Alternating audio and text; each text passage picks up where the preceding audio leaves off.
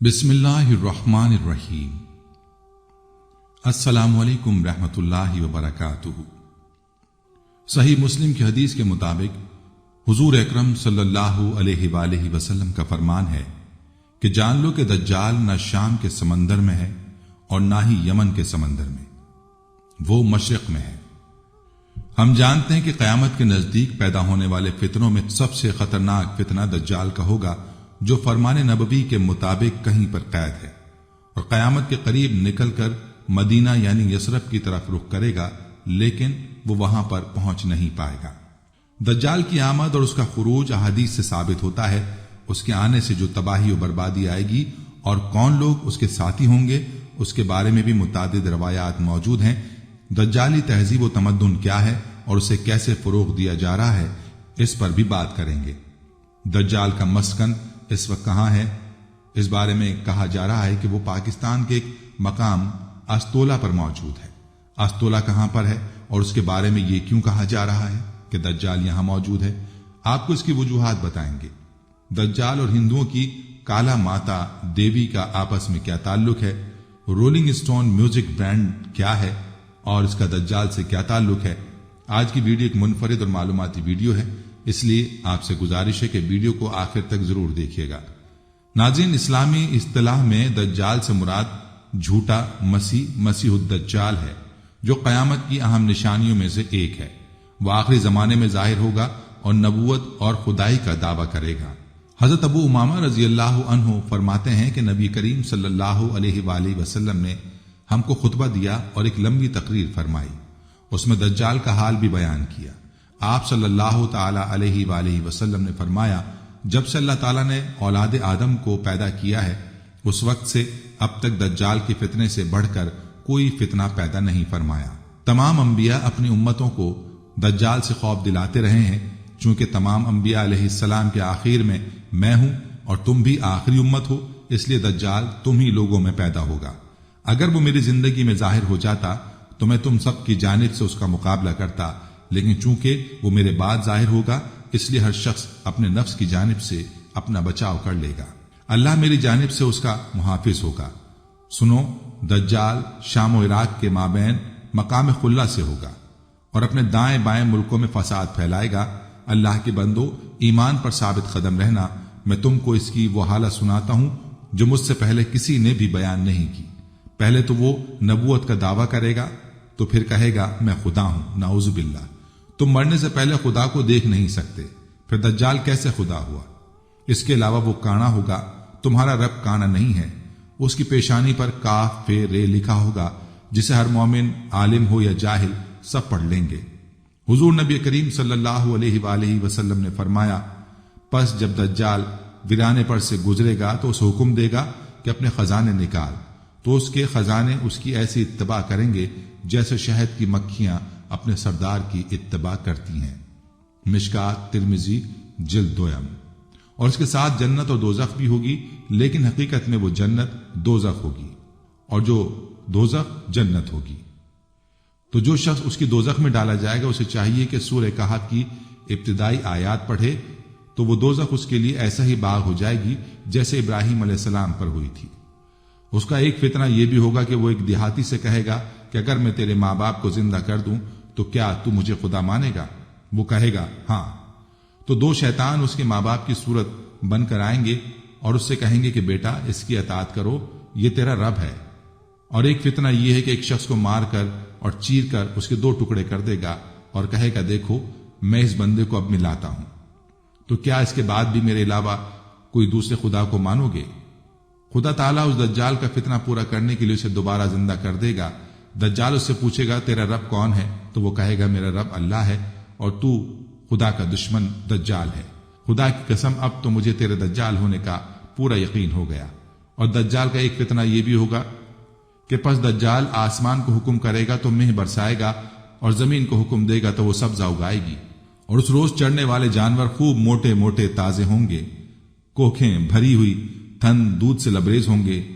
سوائے مکہ معظمہ اور مدینہ منورہ کے کوئی خطہ زمین کا ایسا نہ ہوگا جہاں دجال نہ پہنچا ہوگا۔ مکہ اور مدینہ میں داخل ہوتے وقت فرشتے اس کو ننگی تلواروں سے روکیں گے۔ دجال ایک چھوٹی سی سرخ پہاڑی کے قریب مقیم ہو جائے گا۔ حدیث پاک میں ہے کہ حضرت امام مہدی رضی اللہ عنہ ملک کے بندوبست میں ہی مصروف ہوں گے کہ افواہ اڑے گی کہ دجال نے مسلمانوں پر تباہی ڈال دی ہے۔ اس خبر کو سنتے ہی حضرت امام مہدی ملک شام کی طرف تیاری فرمائیں گے اور اس خبر کی تحقیق کے لیے 500 یا 900 سوار بھیجیں گے، جن کے حق میں حضور سرور کائنات صلی اللہ علیہ وآلہ وسلم نے فرمایا، میں ان مجاہدین کے نام جانتا ہوں اور ان کے باپ داداؤں کو بھی جانتا ہوں اور ان کے گھوڑے کے رنگ بھی جانتا ہوں۔ وہ زمانے کے روئے زمین کے آدمیوں سے بہتر ہوں گے۔ وہ دجال کو کہیں نہ پائیں گے اور واپس آ کر حضرت امام مہدی کو خبر دیں گے کہ یہ افواہ غلط ہے۔ اور پھر کچھ دن بعد دجال ظاہر ہو جائے گا۔ دجال قوم یہود میں سے ہوگا۔ اس کے پیروکاروں کی اکثریت یہودی اور عورتیں ہوں گی۔ مسند احمد۔ وہ نوجوان مرد ہوگا۔ وہ بھاری بھرکم جسم، سرخ رنگت کا مالک ہوگا۔ عوام میں اس کا لقب مسیح ہوگا۔ صحیح بخاری و مسلم۔ وہ ایک آنکھ سے کانا ہوگا۔ صحیح مسلم۔ اس کے بال چھوٹے اور گھنگریالے ہوں گے۔ سواری میں ایک بڑا گدھا ہوگا۔ اولا اس کا ظہور ملک عراق و شام کے درمیان ہوگا، جہاں نبوت و رسالت کا دعویٰ کرتا ہوگا، پھر وہاں سے اصفہان چلا جائے گا۔ مسلم شریف۔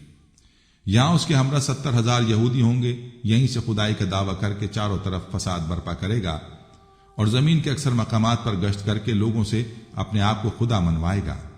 مسلم شریف میں آتا ہے کہ لوگوں کی آزمائش کے لیے خداوند کریم اس سے بڑے بڑے عجیب و غریب کام ظاہر کروائے گا۔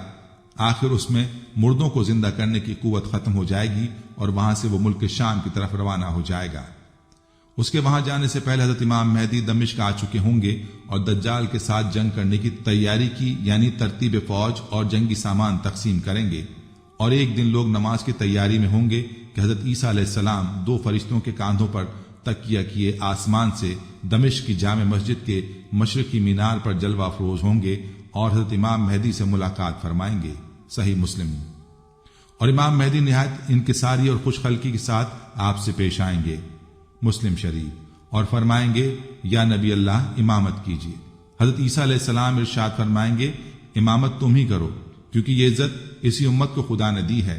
پس حضرت امام مہدی نماز پڑھائیں گے اور حضرت عیسیٰ علیہ السلام آپ کے پیچھے نماز پڑھیں گے۔ نماز سے فارغ ہو کر حضرت امام مہدی پھر حضرت عیسیٰ علیہ السلام سے کہیں گے کہ یا نبی اللہ، اب لشکر کا انتظام آپ کے سپرد ہے، جس طرح آپ چاہیں انجام دیں۔ وہ فرمائیں گے، یہ کام آپ ہی انجام دیں، میں تو صرف دجال کو قتل کرنے کے لیے آیا ہوں، جس کا مارا جانا میرے ہی ہاتھوں سے مقدر ہے۔ جب رات گزرے گی تو صبح کو حضرت امام مہدی فوج لے کر میدان جنگ میں تشریف لائیں گے اور حضرت عیسیٰ علیہ السلام فرمائیں گے کہ میرے لیے گھوڑا اور نیزہ لاؤ تاکہ اس ملعون کے شر سے زمین کو پاک کر دوں۔ پس حضرت عیسیٰ دجال پر اور اسلامی فوج دجال کے لشکر پر حملہ آور ہوگی اور خوب گھمسان کی جنگ ہوگی۔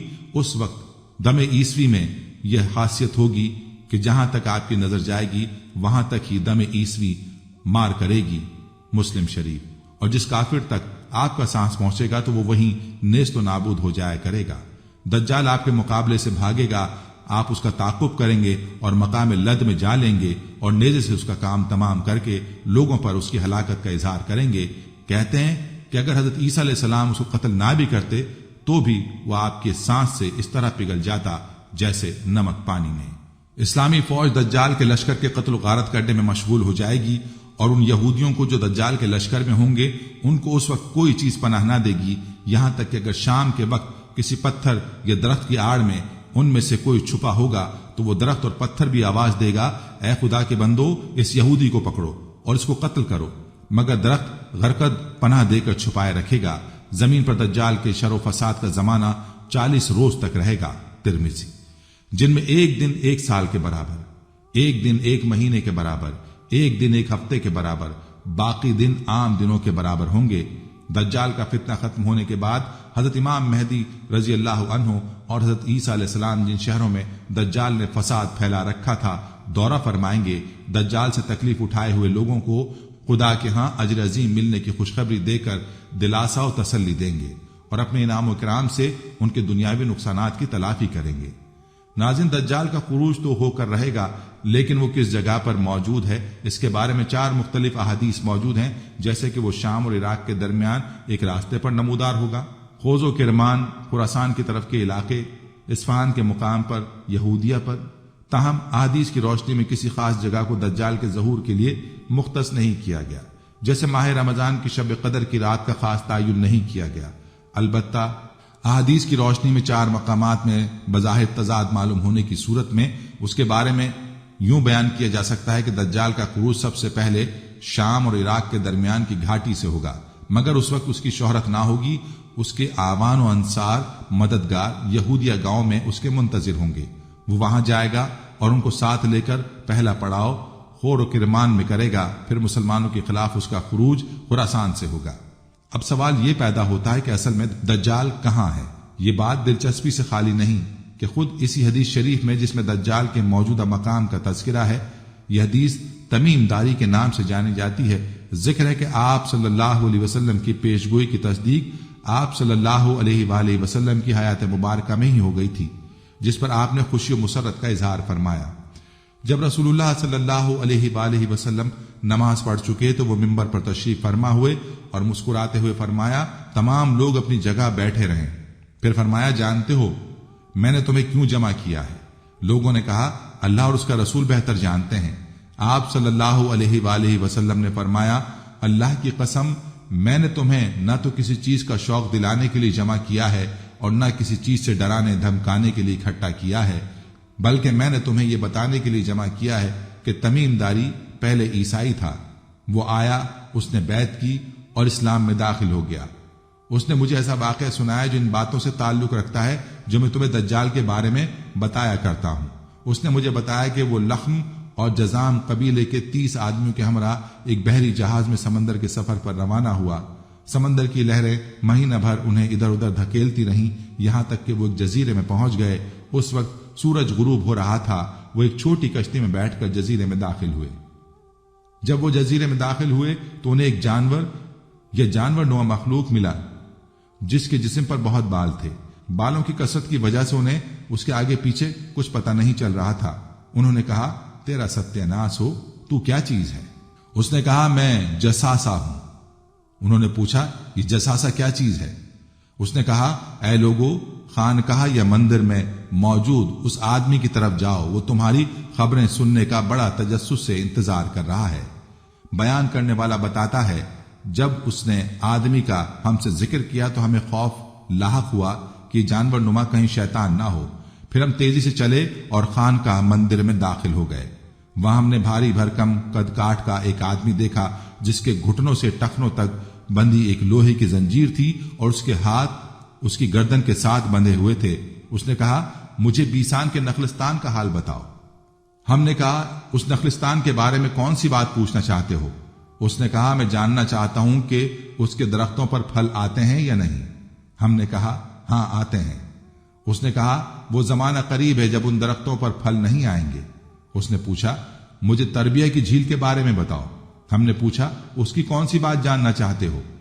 اس نے کہا، کیا اس میں پانی ہے؟ ہم نے کہا، ہاں اس میں بہت پانی ہے۔ وہ بولا، اس کا پانی بہت جلد ختم ہو جائے گا۔ پھر اس نے کہا، مجھے زرغر کے چشمے کے بارے میں بتاؤ۔ ہم نے پوچھا، کون سی بات معلوم کرنا چاہتے ہو؟ زنجیر میں جکڑے آدمی نے کہا، کہ چشمے میں پانی ہے اور لوگ اس پانی سے کھیتوں کو سیراب کرتے ہیں۔ ہم نے کہا، اس میں بہت پانی اور شہر کے رہنے والے اس سے کھیتوں کی آبیاری کرتے ہیں۔ پھر اس نے پوچھا، مجھے نبی الامین صلی اللہ علیہ وآلہ وسلم کے بارے میں بتاؤ، اس نے کیا کیا ہے؟ ہم نے کہا، وہ مکہ سے نکل کر یثرب مدینہ میں آ گئے ہیں۔ اس نے پوچھا، کیا عربوں نے اس کے ساتھ جنگ کی؟ ہم نے کہا، ہاں۔ اس نے پوچھا، اس نے ان کے ساتھ کیا کیا؟ ہم نے بتایا کہ وہ ارد گرد کے عربوں پر غالب آ چکے ہیں اور انہوں نے ان کی اطاعت قبول کر لی ہے۔ اس پر اس نے کہا، کیا واقعی ایسا ہو چکا ہے؟ ہم نے کہا، ہاں۔ اس پر اس نے کہا، ان کے لیے یہی بہتر ہے کہ وہ اس کی اطاعت قبول کر لیں۔ اب میں تمہیں اپنے بارے میں بتاتا ہوں، میں دجال ہوں، مجھے عنقریب خروج کی اجازت مل جائے گی۔ وہ واقعہ سنانے کے بعد رسول اللہ صلی اللہ علیہ وآلہ وسلم نے عصا لاٹھی منبر پر مار کر فرمایا، یہ ہے طیبہ یعنی مدینہ منورہ۔ پھر آپ صلی اللہ علیہ وآلہ وسلم نے فرمایا، میں تم کو یہی بتایا کرتا تھا، جان لو دجال شام کے سمندر بحر روم میں ہے یا یمن کے سمندر بحر عرب میں ہے، نہیں، وہ مشرق میں ہے۔ مشرق میں وہ اللہ کے نبی نے اپنے ہاتھ سے مشرق کی طرف اشارہ کیا۔ ناظرین، مدینہ کے مشرق کی جانب بحر عرب واقع ہے اور بحر عرب یا بحر مکران بحر ہند کا حصہ ہے جو مشرق میں بھارت، شمال میں پاکستان اور جنوب میں ایران، مغرب میں جزیرہ نما عرب اور جنوب میں راس غردافی، صومالیہ، سقوطرا، یمن اور کینیا کماری، کیپ کومورن بھارت کے درمیان گھرا ہوا ہے۔ پراچین دور کی تاریخ میں ویدک دور میں اسے سندھو ساگر کے نام سے پکارا گیا ہے، کیونکہ ہمالیہ سے نکلنے والے 5 دریا پنجنت، پنجاب، پاکستان کے شہر ملتان کے مقام پر دریائے سندھ میں شامل ہو جاتے ہیں اور یہی سندھو دریا ساگر میں گرتا ہے۔ بحر عرب کی زیادہ سے زیادہ چوڑائی 2400 کلومیٹر ہے اور زیادہ سے زیادہ گہرائی 4652 میٹر ہے۔ دریائے سندھ بحر عرب میں گرنے والا سب سے بڑا دریا ہے اور اس کے علاوہ نرمدا، تپتی، ماہی اور بھارت کی ریاست کیرالہ کے مختلف دریا بھی اسی سمندر میں گرتے ہیں۔ بحر عرب سے منسلک وسطی بھارت کا ساحل کونکن، جبکہ جنوبی بھارت کا ساحل مالابار کہلاتا ہے۔ بحر عرب میں ساحلی علاقے کے حامل ممالک میں بھارت، ایران، عمان، پاکستان، سری لنکا، یمن، صومالیہ اور مالدیپ شامل ہیں۔ بحر عرب کے کنارے واقع بڑے شہروں میں ممبئی، سورٹ، بنگلور اور کوچی بھارت، کراچی اور گوادر پاکستان اور عدن یمن شامل ہیں۔ اگر بحر عرب کے مشرق میں جزائر کی بات کی جائے تو اس میں جزیرہ لکشادیپ جو کہ بھارت میں واقع ہے، یمن میں جزیرہ سقوطرا اور جزیرہ آل مسیرہ جو کہ عمان میں ہے، اور جزیرہ استولا پاکستان میں واقع ہے۔ حدیث شریف میں واضح طور پر فرمایا گیا ہے کہ دجال یمن اور شام کے سمندر میں نہیں بلکہ مشرق میں ہے۔ اب سقوطرا اور آل مسیرہ کو اس لسٹ سے نکال دیا جائے تو پیچھے 2 جزیرے بچتے ہیں، جن میں ایک لکشادیپ ہے اور دوسرا استولا۔ حدیث شریف کے مطابق جساسہ نے ان لوگوں کو ایک مندر کی طرف بھیجا تھا تو لکشادیپ پر ایسا کوئی مندر موجود نہیں، لہذا جزیرہ استولا میں ایک 2000 سال پرانا مندر موجود ہے۔ آپ کو جزیرہ استولا اور مندر کے بارے میں بتاتے ہیں۔ جزیرہ ہفت تالار یا جزیرہ استولا بحر عرب میں ایک چھوٹا سا غیر آباد پاکستانی جزیرہ ہے۔ اس کا ساحل کے قریب ترین حصہ جنوب میں تقریباً 25 کلومیٹر 16 میل اور پسنی کی ماہی گیری بندرگاہ کے جنوب مشرق میں 39 کلومیٹر یعنی 24 میل کے فاصلے پر واقع ہے۔ جزیرہ ہفت تالار پاکستان کا سب سے بڑا سمندری جزیرہ ہے۔ یہ تقریباً 6.7 کلومیٹر 4.2 میل طویل اور 2.3 کلومیٹر یعنی 1.4 میل چوڑا، جبکہ اس کا رقبہ 6.7 مربع کلومیٹر ہے۔ اس کا بلند ترین نقطہ سطح سمندر سے 246 فٹ یعنی 75 میٹر ہے۔ جزیرہ صوبہ بلوچستان کے ضلع گوادر کی تحصیل پسنی کا حصہ ہے۔ جزیرے تک پہنچنے کے لیے پسنی سے موٹر کشتیاں حاصل کی جا سکتی ہیں، جبکہ اس کی مسافت تقریباً 5 گھنٹے ہوتی ہے۔ اس کو ہفت تالار کہنے کی وجہ 7 بلند پہاڑوں کا سلسلہ ہے۔ اس جزیرے کے فضائی نظارہ کرنے والوں کے نزدیک اس کی شکل ایک مچھلی کی مانند ہے۔ اس کی لمبائی تقریباً 6.25 کلومیٹر اور چوڑائی لگ بھگ 2.5 کلومیٹر ہے۔ اس کی اونچائی مختلف جگہوں پر 250 فٹ ہے۔ اس میں کئی غاریں ہیں جن میں ماہی گیر انواع اقسام کی خوبصورت مچھلیاں پکڑتے ہیں اور بھاری معاوضے کے عوض فروخت کرتے ہیں۔ یہاں بوتل کے منہ والی ڈالفنز بھی پائی جاتی ہیں۔ جزیرے پر کوئی درخت نہیں پائے جاتے، ہاں سخت جان کیکر کا درخت پایا جاتا ہے۔ موسمی گھاس پھوس بارش جو کم ہوتی ہے بارش کے دنوں میں پائی جاتی ہے۔ یہاں جزیرے پر ایک چھوٹی اور قدیم ٹوٹی پھوٹی مسجد ہے جو حضرت پیر خواجہ خضر سے منسوب کی جاتی ہے، اور ہندو دیوی کلی کا قدیم مندر بھی پایا جاتا ہے۔ اس لیے اس جزیرے کو ستا دب بھی کہا جاتا ہے۔ یہی مندر کالی ماتا کا مندر بھی کہلاتا ہے۔ ہنگلاج ماتا کو ہنگلاج دیوی، ہنگولا دیوی اور نانی مندر بھی کہا جاتا ہے۔ ہنگلاج میں ایک مندر ہے، یہ ستی دیوی کے شکتی پیٹھ میں سے ایک ہے۔ یہ درگاہ یا دیوی کا ایک اوتار ہے۔ ہنگلاج دریائے ہنگول کے کنارے پر واقع ہے۔ یہاں ایک زیارت ہے جس کو کئی ناموں سے پکارا جاتا ہے۔ مسلمان اسے اماں ہنگلاج، نانی ہنگلاج اور مائی ہنگلاج کہتے ہیں، اور ہندو عقیدے کے مطابق ہے کہ ہنگلاج پاروتی ماں کا کالی روپ ہے، اور ہندو برادری اسے ہنگلاج دیوی کے نام سے پکارتے ہیں۔ مقامی مسلم روایت کے مطابق ہنگلاج نانی لاہوت لا مقام میں آئی تھی اور وہاں چلہ کشی کی۔ چارلس مین فورمن انگریزی مصنف کے مطابق ممکن ہے مسلمانوں نے قدیم نام نانیہ زندہ رکھا ہو، جو قدیم ایرانیوں اور باختریوں کی دیوی تھی اور اب صرف سکرکات کے ذریعے جانی جاتی ہے، لیکن مسلمان بھی ان کو صدیوں سے متبرک سمجھتے ہیں۔ دونوں مذاہب کے پیروکار ان کی زیارت کے لیے آتے ہیں۔ بلوچستان ڈسٹرکٹ گزٹرز جلد 4 الف بولان چاغی کراچی 1906 صفحہ نمبر 37-38 پر لکھتا ہے کہ ہنگلاج دیوی کے بارے میں جو مسلمانوں میں بی بی نانی مشہور ہے، یہ ممکن ہے کہ مسلمانوں نے نانیہ کا قدیم نام محفوظ کیا ہو، جو قدیم اہل فارسی اور باختریوں کی دیوی تھی، اور مسلمان سکروں کے ذریعے اس سے اچھی طرح آگاہ ہیں۔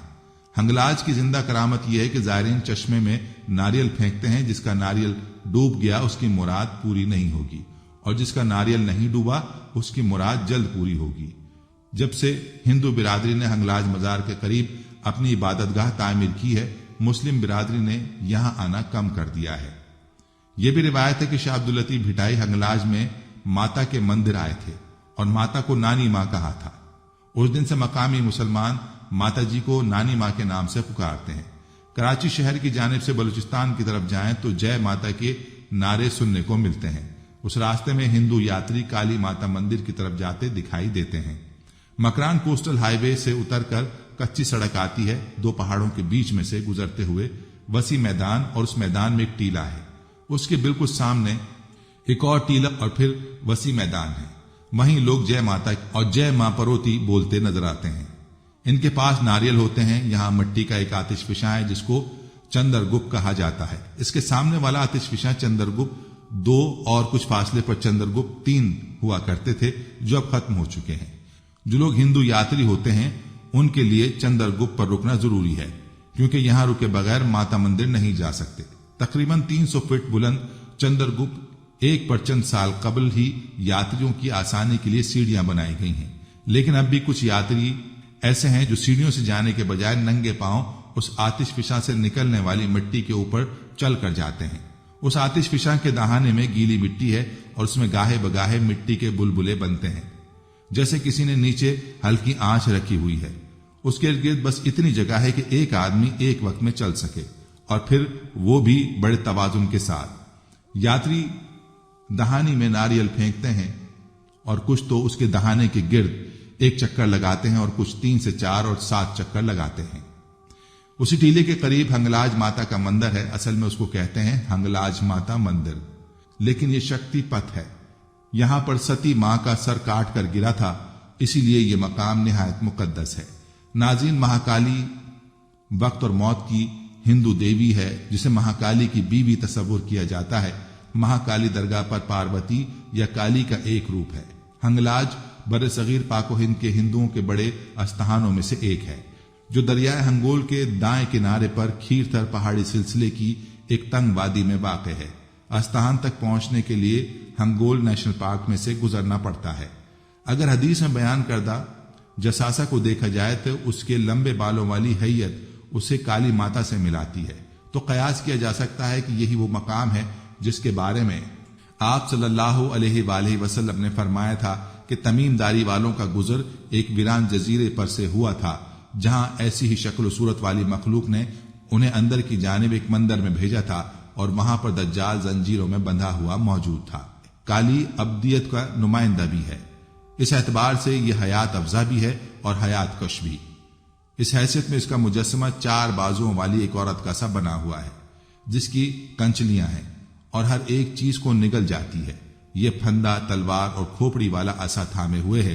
شمشان گھاٹوں کے ساتھ وابستگی بھی اسی وجہ سے ہے۔ کالی ماں کی غصہ ور صورت درگاہ ماں کہلاتی ہے۔ اب آپ کو ایک حیران کن بات بتاتے ہیں۔ مشہور پاپ راک بینڈ رولنگ اسٹونز نے 1967 میں ڈیبو کیا اور آج بھی پرفارم کر رہا ہے۔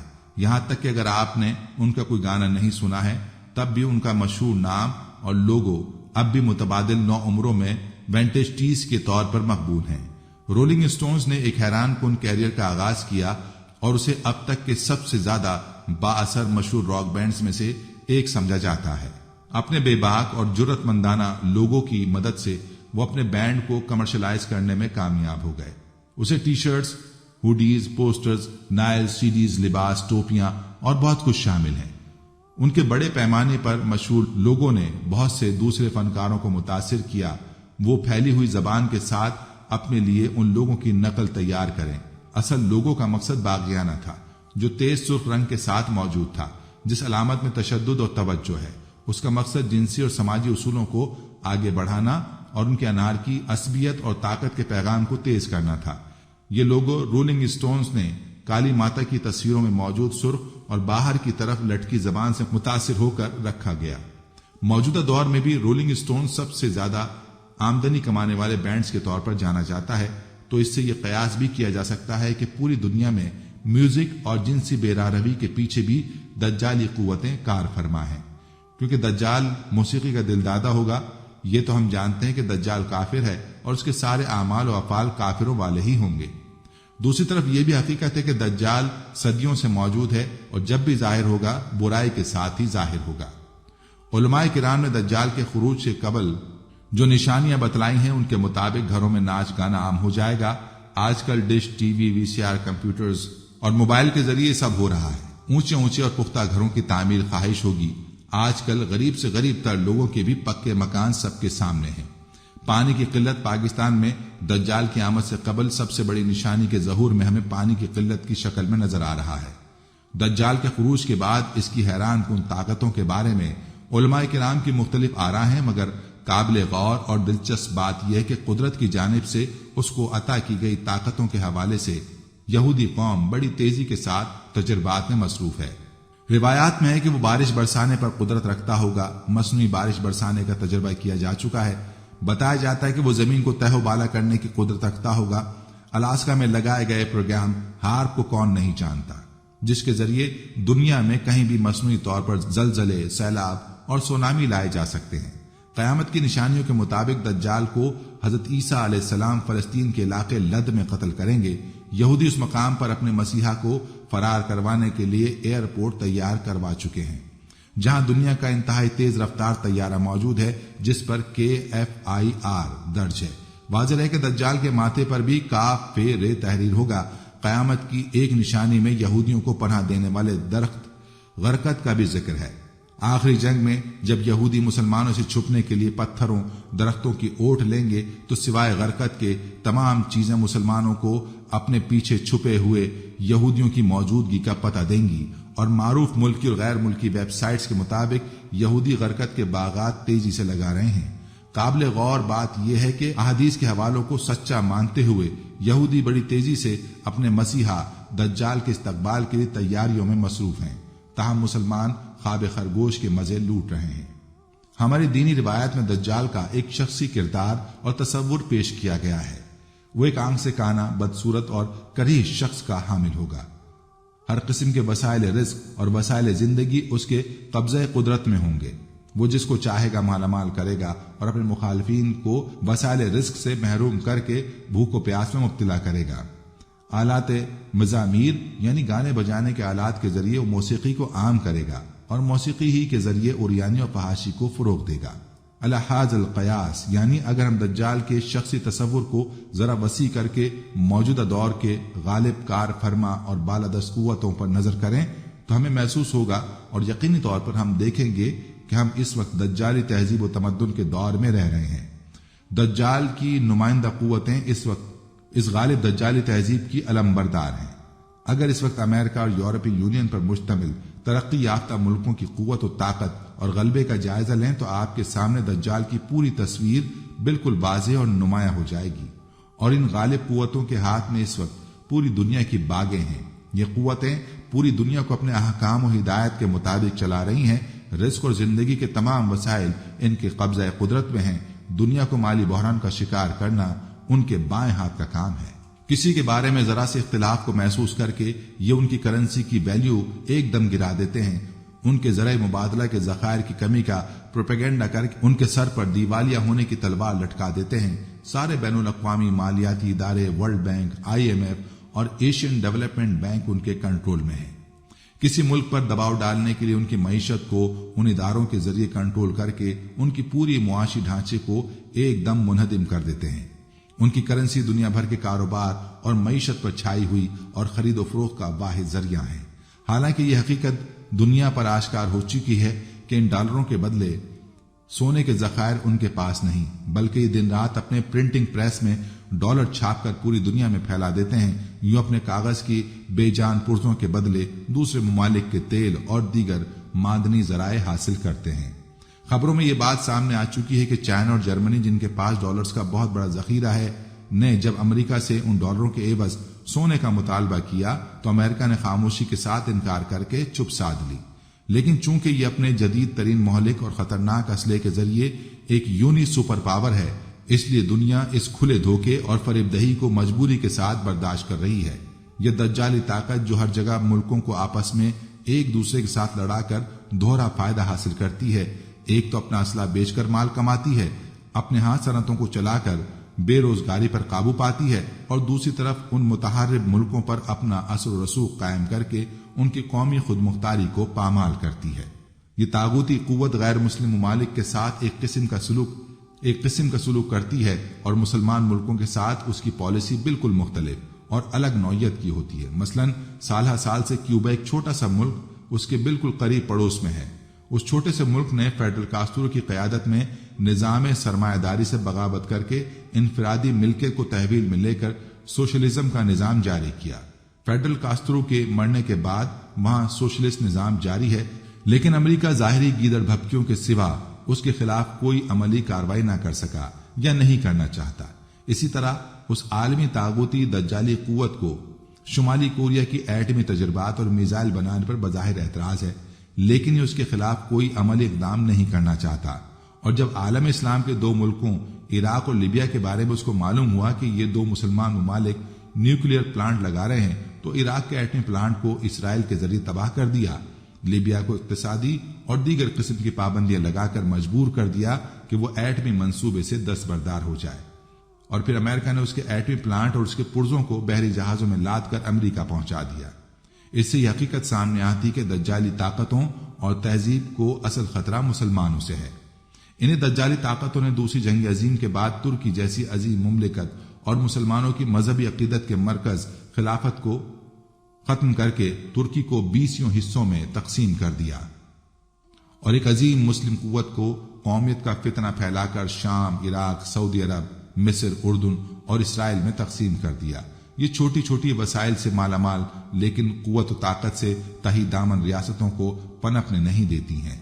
لیکن جہاں بھی کسی مسلم ملک نے سائنس اور ٹیکنالوجی میں ترقی کر کے اپنے وسائل سے طاقت اور قوت حاصل کرنے کی کوشش کی، اس طاغوتی دجالی طاقت کی آنکھوں میں خار بن کر کھٹکنے لگا۔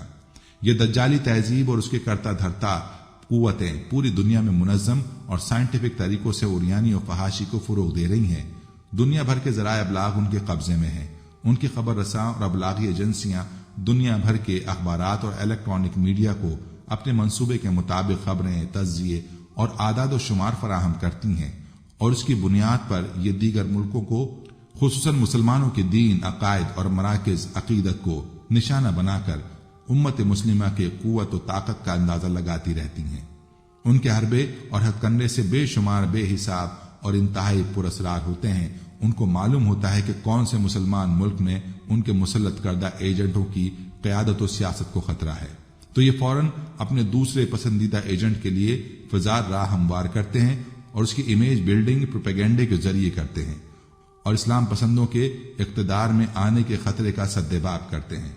اس دجالی قوت کو اپنے پسندیدہ ایجنٹ مطلق العنان بادشاہوں، شیوخ اور فوجی ڈکٹیٹرز کی شکل میں قابل قبول ہیں، اور ان پر ان کو کوئی اعتراض نہیں۔ لیکن ان مسلمان ملکوں میں جمہوری اور عوامی ووٹ کے ذریعے منتخب آزاد منش اسلام پسند حکمران ہرگز قبول نہیں، یہ ان کو ہرگز برداشت نہیں کرتے۔ اس کی نمایاں اور واضح مثال اخوان المسلمون سے تعلق رکھنے والے انتہائی قابل منتخب صدر محمد مرسی ہیں۔ جب ان کو خطرہ محسوس ہوا کہ یہ پارٹی اور اس کا نامزد کردہ صدر تو اسرائیل کے لیے خطرہ ہے، اور یہ تو مصر میں اسلامی نظام حکومت کے قیام کے علمبردار ہیں، تو انہوں نے ایک طرف تو اس کے خلاف فوج کے اقدام کو شہ دی، اور اس طرح اسے دجالی قوت نے اپنے مصری ایجنٹوں کے ذریعے ایک مسلم ملک میں شرمناک حد تک ظلم و بربریت اور قتل و غارت کا مظاہرہ کر کے سینکڑوں لوگوں کو ہلاک کیا، اور ہزاروں بے گناہ مصری مسلمانوں کو جیلوں میں تعذیب و تشدد کا شکار کیا۔ ایک طرف اس دجالی طاقت نے عراقی ڈکٹیٹر صدام حسین کی کویت پر حملے کے لیے پیٹھ ٹھونکی، اور جب اس نے شیطانی طاقت کی چال اور فریب کا شکار ہو کر کویت پر حملہ کر دیا تو پھر خود اسی بہانے عراق پر چڑھ دوڑا اور اس کی اینٹ سے اینٹ بجا کر عراق کے مسلمان بچوں، بوڑھوں، جوانوں اور عورتوں کو قتل عام کیا۔ اس دجالی قوت نے عراق کو ایران سے لڑوا کر سال ہر سال ایک بڑے خطرے کو بدامنی اور قتل و غارت گری کا شکار کیا، اور مسلمان ملت کو شیعہ سنی دو فرقوں میں عملاً بانٹ دیا۔ یہ شیعہ سنی تفریق اور فتنہ اب برگ و بار لا رہا ہے۔ آپ جانتے ہیں کہ اس طاغوتی قوت نے اپنے حریف طاقت روس کو افغان مجاہدین کو اسلحہ اور سیاسی مدد دے کر شکست پاش دی اور اس کو اس جنگ کے نتیجے میں ٹکڑے ٹکڑے کر دیا۔ لیکن جب اس نے افغان مجاہدین کے جذبہ ایمانی اور اسلامی غیرت طاقت کو قریب سے دیکھا تو اس کو خوف ہوا کہ اگر مجاہدین کی اس طاقت نے متحد اور متفق ہو کر افغانستان میں دین اسلام کو قائم کر لیا تو اس طرح پوری دنیا کے سامنے دین اسلام کی اصل طاقت، کار فرمائی اور عدل و انصاف اور بہترین پاک صاف سیدھا سادہ انداز حکمرانی سامنے آ جائے گا، اور دنیا اس دجالی سرمایہ دارانہ نظام سے متنفر ہو جائے گی۔ اس خوف کے تحت اس نے سازش کے ذریعے افغان مجاہدین میں پھوٹ ڈال دی اور ان کو ایک دوسرے کے ساتھ لڑایا۔ ان کو منظر سے ہٹانے کے لیے باقاعدہ منصوبہ بندی کر کے طالبان کو منظم کیا اور ان کو مجاہدین کے خلاف استعمال کر کے طالبان حکومت قائم کر دی۔ ان کو توقع تھی کہ ان غیر منظم جدید تعلیم و تربیت سے تہی دامن اور انتظامی امور سے نابلد طالبان جب اپنی حکمرانی کے ذریعے افغانستان کو مزید مسائل و مشکلات کا شکار کر دیں گے تو ہمیں اسلام کے خلاف پروپیگنڈا کرنے اور فضا ہموار کرنے کا موقع مل جائے گا۔ لیکن جب ان کی تمام امیدوں اور توقعات کے برعکس طالبان نے افغانستان جیسے قبائلی معاشرے اور جنگ و جدل سے دوچار ملک میں امن قائم کیا، اسلامی شریعت کا نفاذ کیا، اسلام کے حدود و قوانین کا اجرا کیا اور اپنے سادہ طرز حکومت سے افغانستان کے عوام کو متاثر کیا، تو ایک بار پھر اس دجالی طاقت نے ایک نہایت پراسرار اور پیچیدہ منصوبے کے تحت افغانستان پر حملہ کیا۔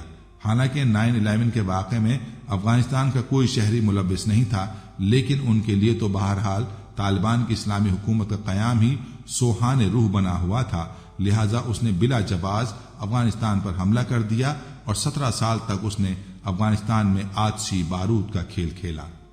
افغانستان کے سنگ و خشت اور پہاڑوں چٹانوں تک کو ریزہ ریزہ کر دیا۔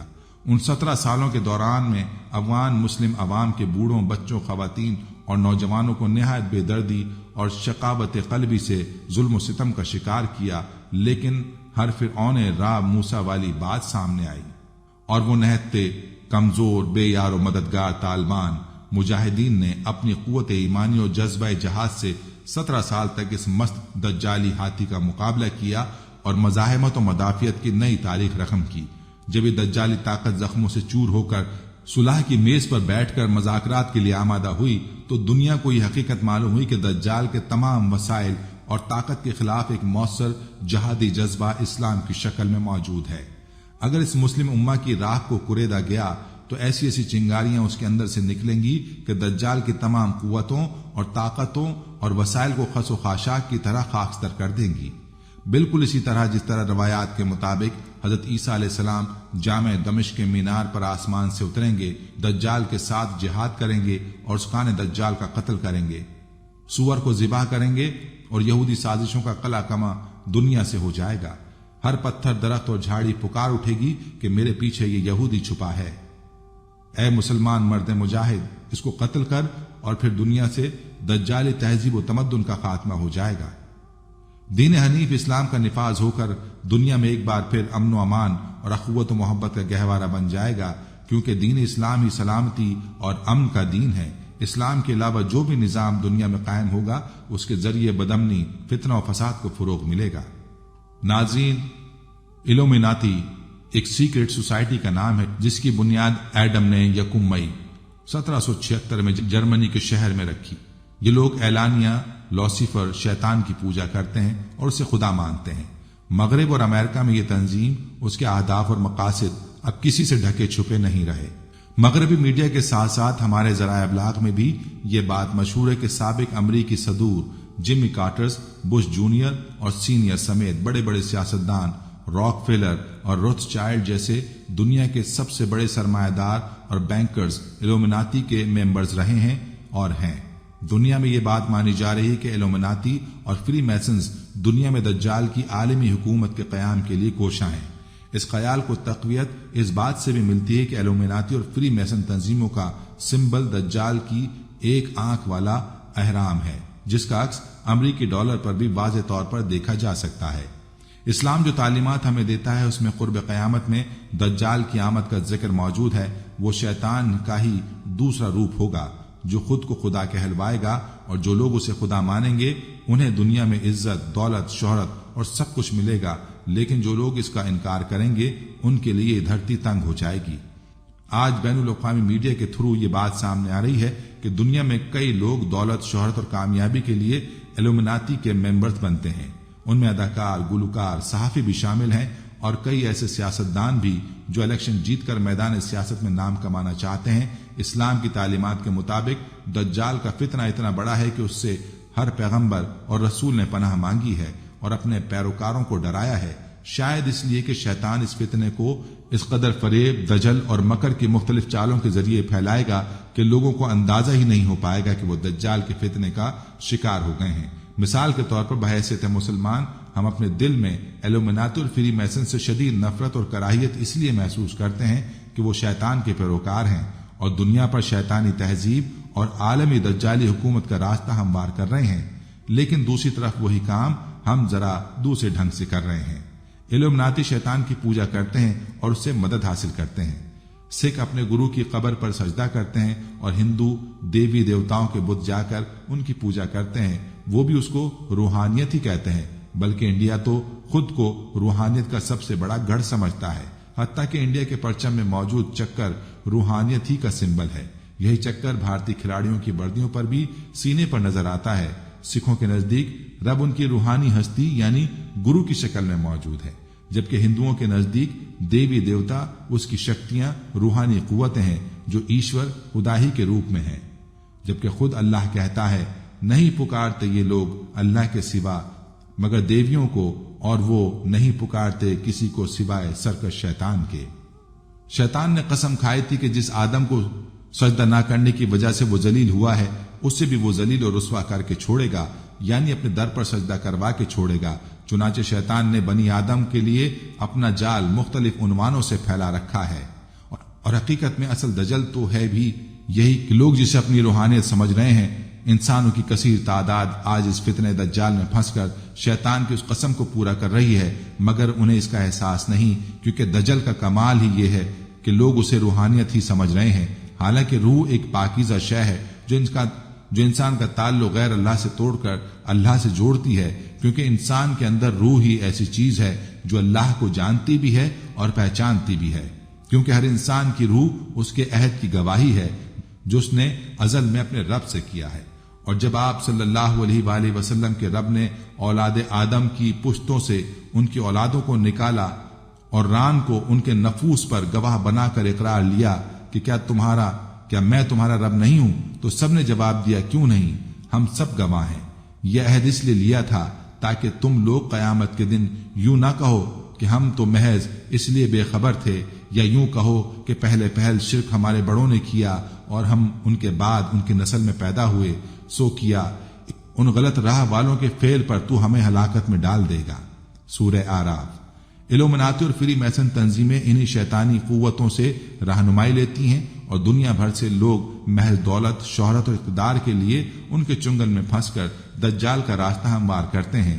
تمام ورلڈ بینک سمیت عالمی مالیاتی اداروں پر انہی کا قبضہ ہے۔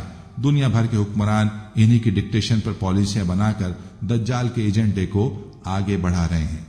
گویا یہودی مسیح الدجال جو کہ شیطان ہے کو ہی اپنا نجات دہندہ سمجھتے ہیں اور اسی کی عالمی حکومت کا راستہ ہموار کر رہے ہیں۔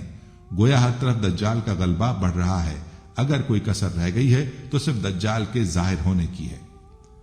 آئیے اللہ سے دعا کرتے ہیں کہ وہ ہمیں ہماری نسلوں کو فتنہ دجال سے بچائے اور ایمان پر قائم رکھے، آمین ثم آمین۔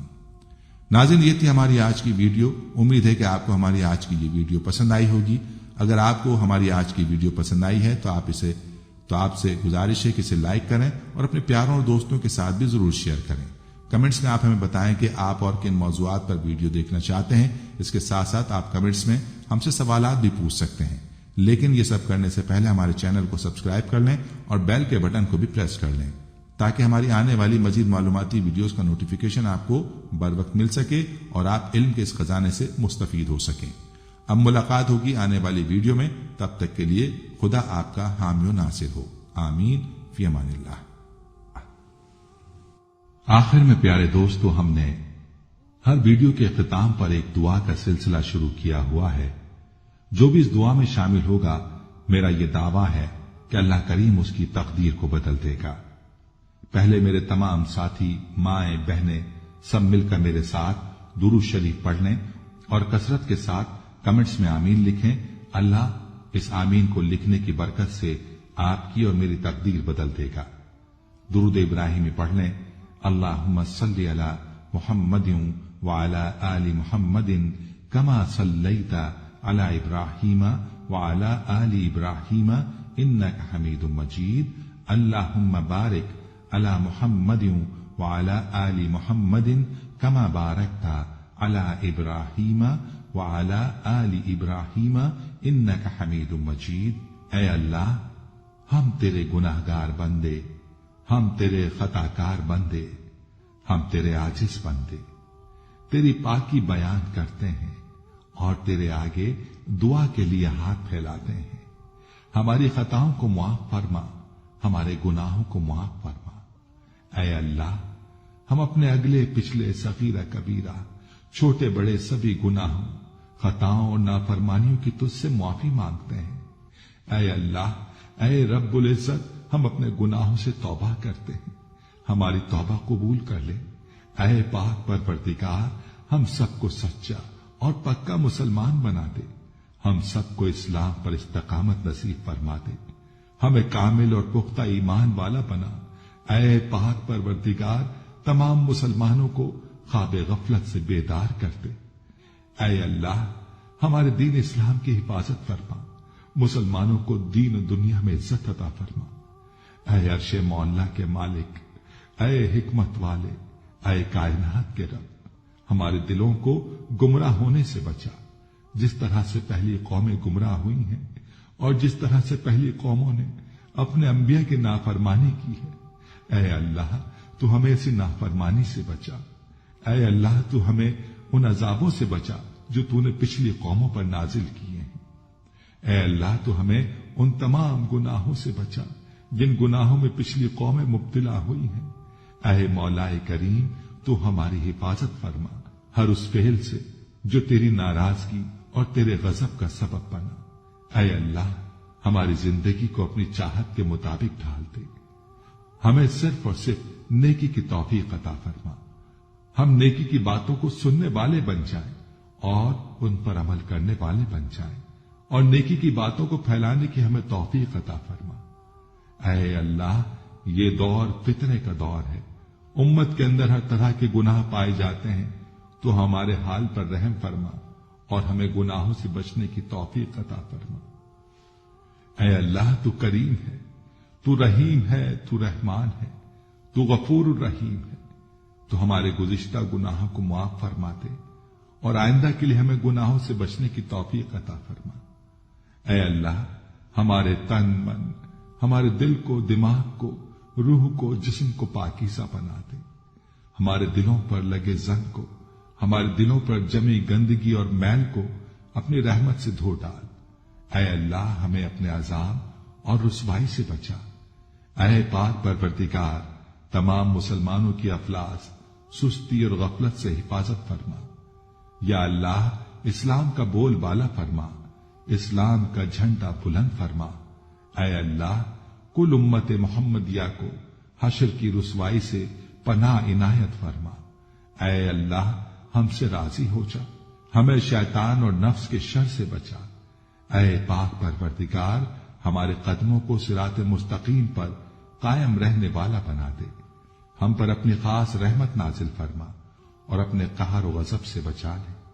اے اللہ، ہمیں ان لوگوں کی صحبت عطا فرما جو کہ تیرے پسندیدہ بندے ہوں اور ہمیں تجھ سے قریب کر دیں، جو تیری یاد دلاتے رہیں اور ہمارے ایمان میں اضافے کا سبب بنے، اور ہماری نیکی کے سفر کی منزل جنت ہو اور تیری رضا کا حصول ہو۔ اے اللہ، ہمیں وہ طاقت نہ دے جس سے ہم دوسروں کو کمزور کر دیں، ہمیں وہ دولت نہ دے جس کی خاطر ہم دوسروں کو غریب سمجھیں، ہمیں وہ علم نہ دے جسے ہم اپنے سینے میں چھپا کر رکھیں، ہمیں وہ بلندی نہ دے کہ ہمیں پستی میں کچھ نظر نہ آئے، ہمیں وہ سب کچھ دے جو ہم دوسروں میں بانٹ سکیں اور سب کے برابر ہو جائیں۔ اے پاک پروردگار، کوئی کام آسان نہیں مگر تو جسے آسان کر دے، اور جب تو چاہتا ہے مشکل کو آسان کر دیتا ہے۔ یا اللہ، جتنے بھی مسلمان بہن بھائی مشکل میں ہیں ان کی مشکلات کو آسان فرما دے۔